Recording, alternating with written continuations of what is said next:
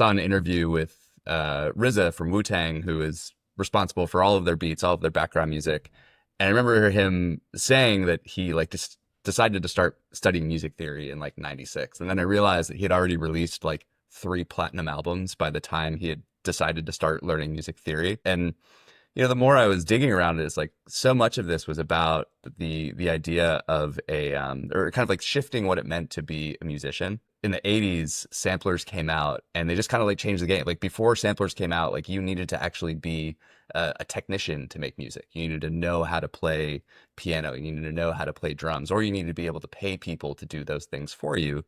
And with the sampler, all you needed was this, $100 device and a bunch of records, and now you could sort of like copy paste and collage this music.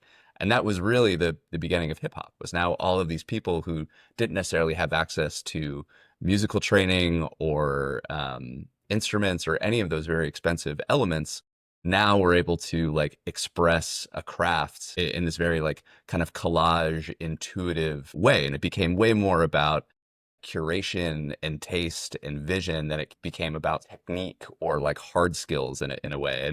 And I think we're at a really interesting point here where we're seeing a similar transition for like product developers, where up until now, like product has been, or just tech generally has been such a technical craft. But in this world now with AI and AI enabled tools, we're kind of like cutting out the need to have that level of like technical ability, like where you can sort of prompt something and say, hey, I want an app that does XYZ. I want it to feel like this. I want it to do this.